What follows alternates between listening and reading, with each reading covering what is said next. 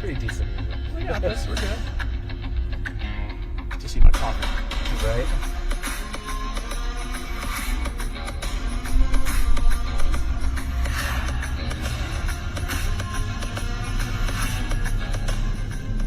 Good morning, good morning. Oh, whoa, what a better day than it was yesterday.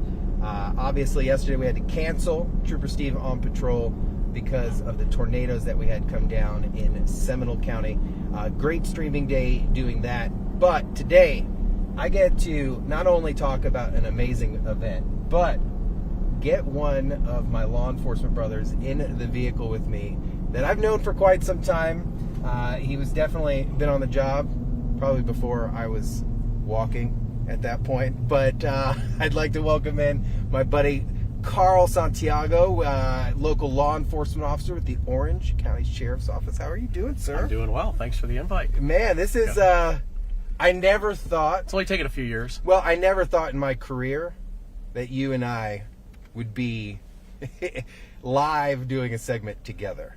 That's for from sure. riding motorcycles. From riding motorcycles to now streaming and talking about an amazing organization that you're a part of. Yes. But tell me a little bit about you, Carl. You know, you've been a cop for a long time. Yeah, 33 years. Actually getting ready to retire sometime this summer. 33 years all with Orange All County. with Orange County. Before that, I had a couple of years out at Kennedy Space Center and then 4 years in the Air Force, which is another connection. Yes, we're both cops in the Air Force. So Not together, but just different times. Yeah, different times, I'm different a little missions. older than you. Just a tad, just a tiny bit. But I don't look it. Right? You're still looking good, man. And still riding, too, so that's Yes. pretty cool. So you joined way back before I even got involved, but the idea is you've been doing it for so long. You've been able to do so many different things. Talk to me a little bit about why you got involved with the Sheriff's Office. Well, once I got out of the Air Force, I spilled over to the Kennedy Space Center and kind of did the same thing there. Okay. And then applied to Orange County, got accepted, and started my career. That was in 1992, and just wanted to help people. Right. And then Different policing back then. different policing back then for sure. And then I got involved in the traffic side of it. I've been a part of the motor unit for 25 of those years. I tell people all the time, being a motorman is the best time in law enforcement, period. You're going to give me a Harley Davidson, you're going to put red and blue lights on it, and you're going to pay for my gas. Like, And not just say sign that, me but up. pay you to ride and get that wind therapy. Oh, Because there's some days people always think, oh, the motor guys all they want to do is go out and write tickets. Yes, that's No. part of our job. But there's other days. I just Everybody wanna has go- those days. They have bad days. I don't want to do anything today. I just wanna So I ride. jump on the bike. I just go ride. I listen to some music, and you just cruise for a couple hours. So when Good you stress first, reliever. are you from here locally originally? No, originally from Buffalo, New York. Buffalo, New York. So you're Which explains the hockey.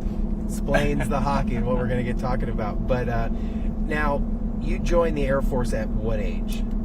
I was 19 when I joined. So I enlisted in 85.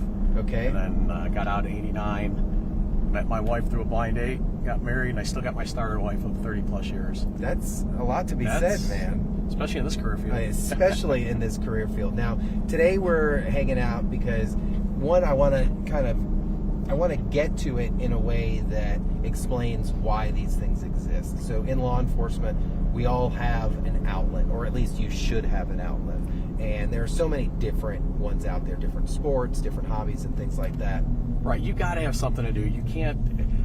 I did a news interview years ago, and one of the things that was asked, you know, how do cops deal with this stuff? I said, well, everything. Unlike our fellow firefighters, everybody loves the firefighters. Yeah. But nobody just calls us to say, hey, have a cop come by and have a cup of coffee. It's always something I can't bad. see that as ever happen. Everything is negative. You know, somebody got broken into, somebody got into a fight. Somebody's, a Karen's complaining because somebody's speeding down their neighborhood. Right. It's all negative. Everything a law enforcement officer does is negative. So you need those outlets. You need to be involved in youth activities. When I was growing up, when my kids were growing up, I did a lot with the baseball.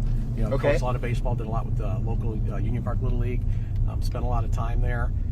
And then, Good majority of cops are coaches. yes. Well, Yeah. we're good role models. Right? You And you like being involved. Right. The parents of those kids love to see you involved because, for the most part, he's a good guy. He's a cop. Right. Where can he go south? Right. So, So you got involved in hockey.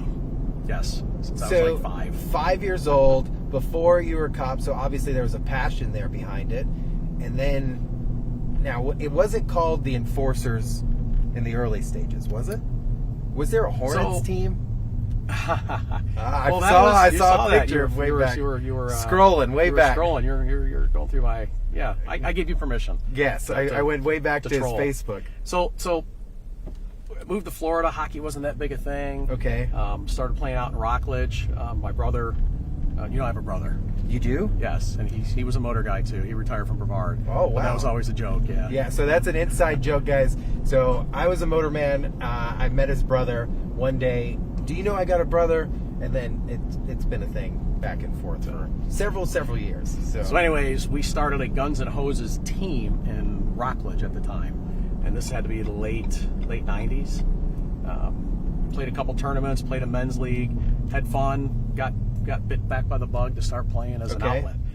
So then fast forward a few years and I fell into the Enforcers. But that Hornets team, that was just a men's league, men's beer league is what they call it. So it was a fun thing to do. Just a fun thing to do, yep. And it was nice because I played with some doctors, you played with some lawyers, you're playing with other people within the community.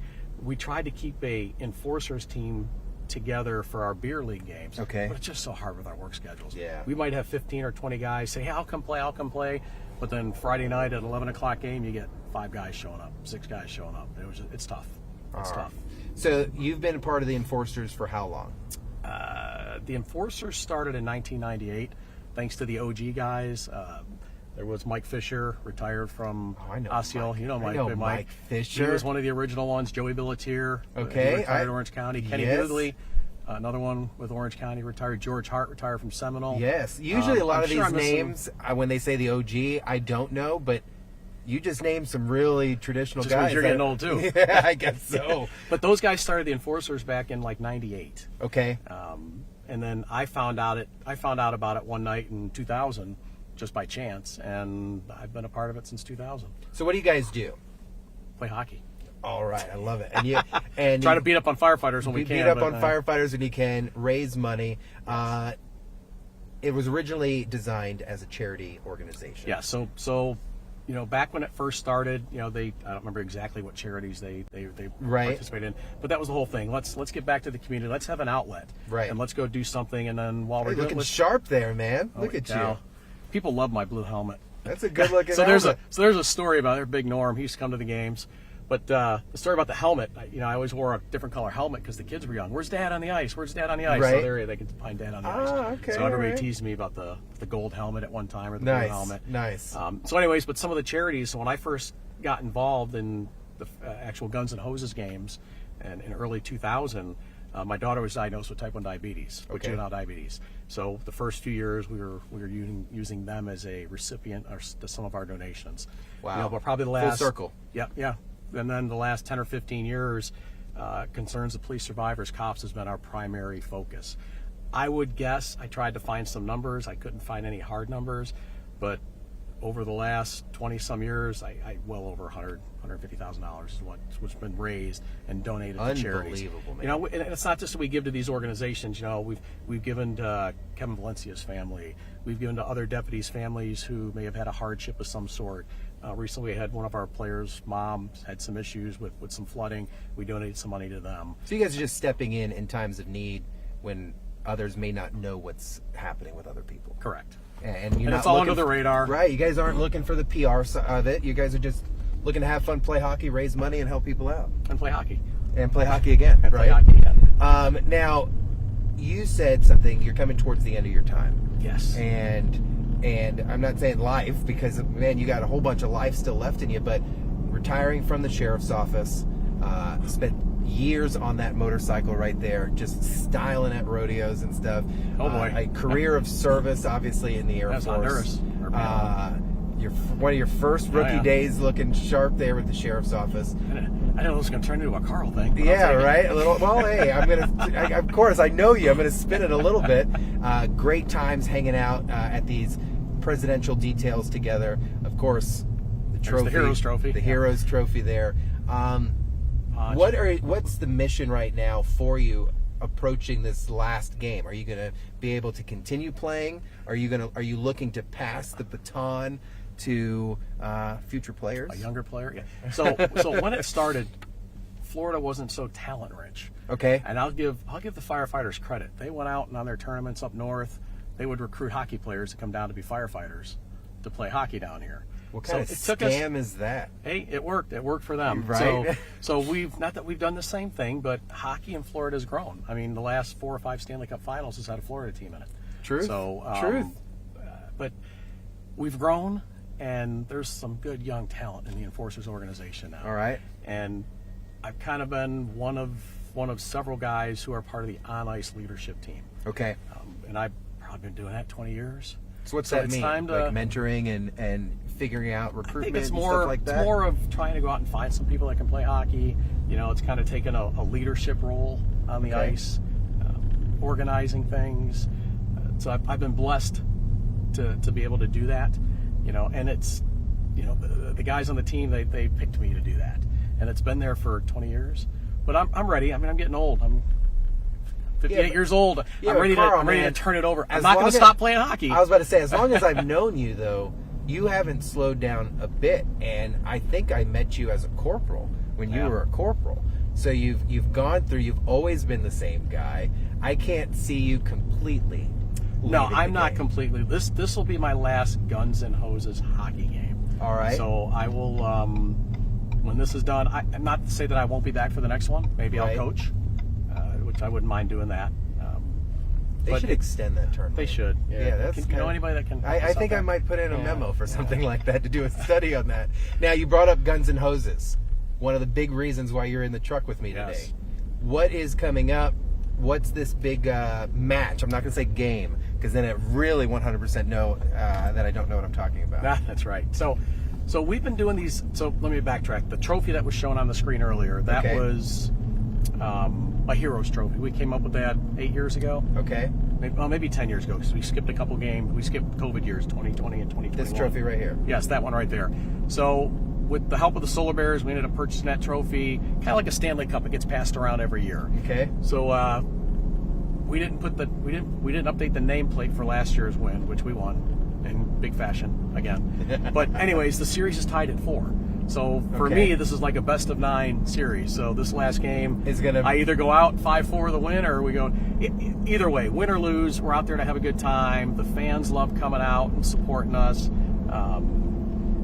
We're there for the kids too. Right. We're there to support the kids. You know, one of the things that we do at the game, we've been doing this probably the last 7-8 years, is we get T-shirts. And when we come out at the start of the third period, we throw the T-shirts in the stands. And the kids love it. Yeah, they're just the Enforcer logo. We change the color every year. You know, the kids know, hey, when the cops are coming out, they're throwing us shirts. Gotcha. You know, so and this is taking place April 6th. Yeah, April 6th. Our game is at 1:00. I believe they're opening the doors at noon.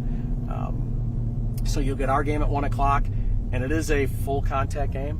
So there will be some hitting. There will be some fighting. That's his polite way of saying the firefighters and the law enforcement officers have a free moment to basically play hockey as it is defined. Right, as it's supposed to be played. Right. I think in the old 70s. Yeah, I think we've got a full screen of that graphic of the event that is taking place coming up. If we can throw that up so everyone can have that information. So anyways, if you go on and if you use the QR code, you'll get a ticket that ticket will go for both games. And so there's 2 games that day. Yeah, there's 2 games. There's our game at 1:00, and I think the Solar Bears take the ice at 6. Okay. So that gets you into both games. Plus, if you use that link to buy a ticket, a percentage of that ticket sales comes back to the Enforcers, which will go to cops. Awesome. And obviously, cops, we just had that huge Blue Light Gala weekend. It's always such an emotionally heavy, but talk about, like, if you think you're alone in this law enforcement world, cops reminds you that whether you want them or not, you've got like cousins all over the place, kind of thing. But this event is not just for first responders. You're encouraging everybody to come out and enjoy this. Right, come out. It's a great day to come out and do it. We started these in the Solar Bears, and they kind of put everybody on one side of the stadium. And if you see the crowd, the first couple of years, maybe to the benches, we had. Right. Now it's like wrapped up all the way around to the corner. So we pack in several thousands of people. And the Solar Bears tell us it's their biggest game. It's their biggest game for beer sales because all these first responders come out. They may partake at the Solar Bear game. Right. But they do have the concessions open for us. And tickets aren't expensive. We're talking No. $25. Yeah, $25, 2 games. A portion of those proceeds go to that one goes to the enforcers. So a little bit about the firefighters. Yeah. Love those guys. But here's the thing: it's on the ice. Once the game's over, the whistle blows, we're brothers again. Right. I think the fighting is just a hockey thing. It's nothing personal. We don't take anything personal out there. No, you really can't. You get the big hits. You got the little fisticuffs. But it's a great time. I mean, I love those guys. I'm gonna miss skating with those boys. And This is the weirdest entrance I've ever seen. because, they need to reconfigure this. Maybe when they redo Lake Underhill. I'll go through that side one. Yeah, go through the side one. All right. So you'll be at the match, obviously. At the game. At the game. This isn't soccer. It's gosh, I keep messing this up, guys. Or football. I will be there as well, obviously, to have a good time and check that out. I know our chief meteorologist, Candace Campos, was actually asking me about, hey, do you know when the Guns N' Hoses game is? Because she takes her kids every year. Oh, her nice. husband is an Orange County firefighter. Sorry. So, yeah. So they like to come out and have a good time and do stuff like that. Talk to me a little bit before we wrap this up. How would you, for someone that does not understand your career and this uniqueness of it, of being a motorman, attending these special events, doing more than just what the job asks of you, how would you categorize your career as a whole? Because I think very diverse. There's 30 been a lot plus of years. Yeah, there's been a lot of ups and downs.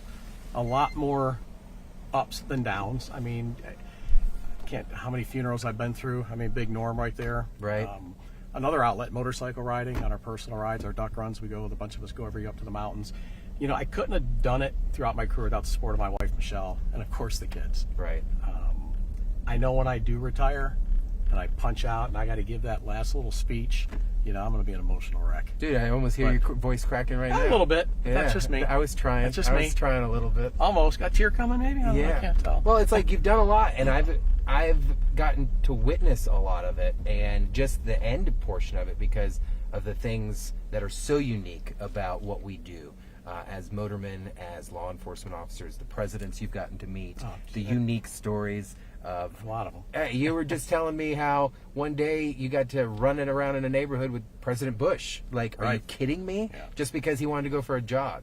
And then with Ponch. Yeah, right. Taking a picture with Ponch. Estrada, the joint. I had to throw Jim Montez in there just because of all the things that you've been able to do, not only as a deputy, but as a cop as a whole.